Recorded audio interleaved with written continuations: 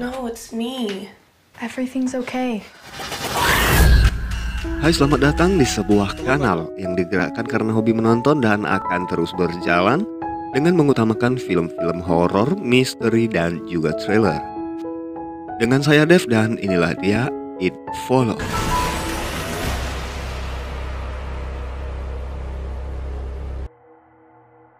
Seorang gadis muda bernama Annie berlari keluar dari rumahnya, berbincang dengan seorang wanita di hadapannya. Seperti ketakutan, Annie berlari memutar kembali ke rumah, mengambil kunci mobil lalu pergi dari sana. Berhenti di tempat sepi, Annie menelpon ayahnya, meminta maaf kepadanya dan juga mengungkapkan betapa sayangnya ia kepada sang ayah. Ketika pagi terlihat Annie telah tewas dengan kondisi yang sangat mengenaskan. Seorang gadis muda bernama Jay sedang bersantai di kolam renang. Tanpa disadarinya, dua orang anak laki-laki sedang memperhatikannya dari balik semak-semak. Lalu Jay mempersiapkan dirinya. Hari ini ia merencanakan pergi bersama Hook, seorang pria yang baru saja dikenalnya. Di bioskop, Hook melihat seorang wanita di pintu masuk, namun Jay tak melihat siapapun di sana. Seperti ketakutan, Hook kemudian membawa Jay keluar dari bioskop dan melanjutkan kebersamaan mereka dengan makan malam. Esokan paginya, Jay berjalan-jalan dengan Kelly, adiknya, menceritakan keanehan yang dirasakannya pada pria itu. Malamnya, Jay kembali keluar bersama Hook. Mereka menghabiskan malam di pinggir danau, lalu melanjutkannya di dalam mobil. Setelahnya Jay beristirahat dan tiba-tiba dari belakang Hook menyekap Jay, membuatnya pingsan tak sadarkan diri. Ketika tersadar, ia sedang dalam keadaan terikat di atas kursi di dalam sebuah bangunan tua.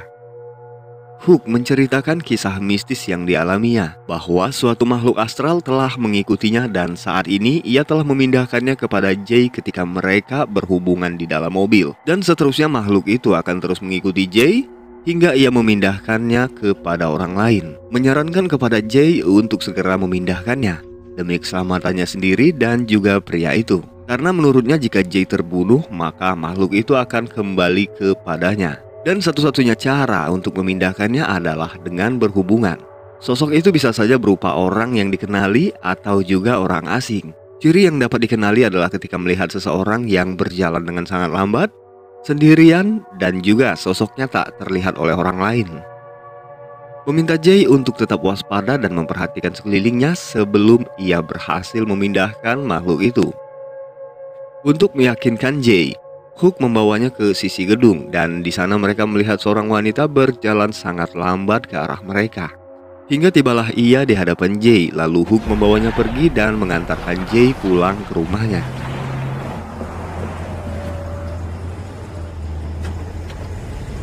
Kelly yang saat itu sedang bermain di depan rumah segera membantu Jay dan melaporkan kejadian ini kepada polisi. Namun hingga keesokan paginya, polisi belum berhasil menangkap pria itu yang menurut mereka bahwa pria itu menggunakan identitas palsu untuk menyewa kamar. Di kelas, Jay mulai menjadi paranoid, memperhatikan setiap orang yang berjalan sendirian di sekitarnya. Saat itu ia melihat seorang wanita tua berjalan sangat lambat dan mendekati sekolahnya. Jay yang ketakutan lalu bergegas pergi meninggalkan kelas.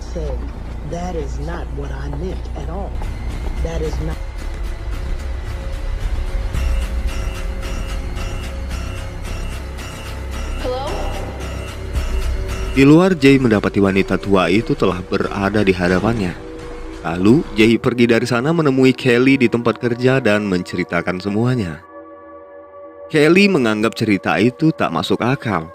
Namun Paul mencoba untuk menenangkannya, menawarkan kepada Jay untuk menjaganya malam ini. Saat malam tiba, Jay yang tak bisa tidur datang ke ruang tengah menemui Paul. Bercerita tentang masa kecil membuatnya tertawa, sedikit mengurangi ketegangan di hatinya. Lalu terdengar suara pecahan kaca dari arah belakang rumahnya. Paul segera memeriksa keadaan dan membangunkan Kelly.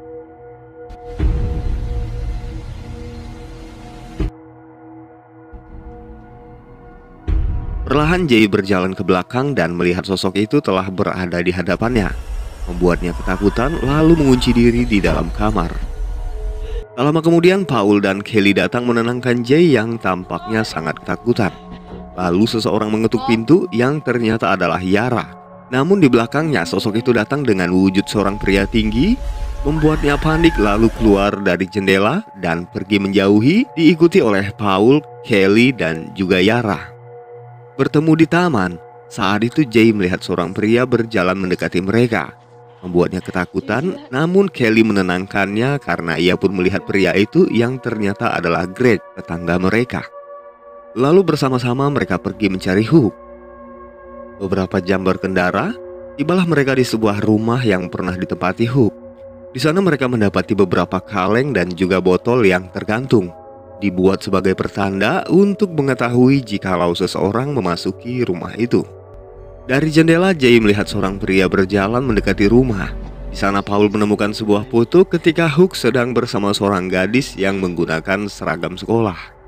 Lalu mereka mendatangi sekolahnya untuk mencari tahu informasi lebih lanjut, yang kemudian diketahui bahwa pria itu bernama asli Jeff Raymond.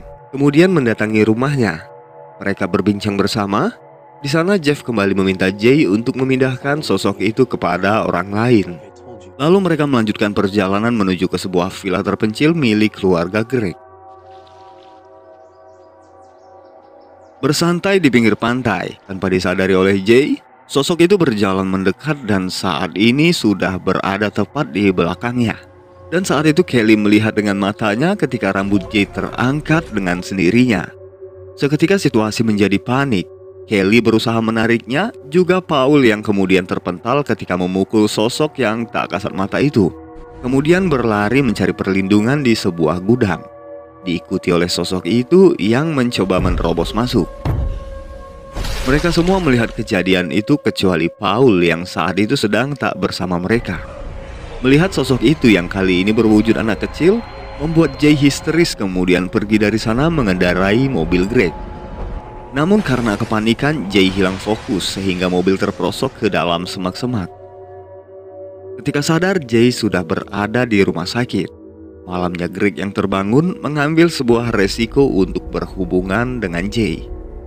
Beberapa hari setelah kejadian, Greg tidak merasakan keanehan ataupun sesuatu yang mengikutinya. Namun teman-temannya tetap memintanya untuk waspada karena semua yang terjadi sangatlah nyata. Dari jendela kamarnya, Jay melihat seorang berjalan menuju ke rumah Greg, memecahkan kaca lalu masuk ke dalamnya. Segera Jay bergegas ke sana, mengingatkan Greg agar berhati-hati dan tidak membuka pintu kamar.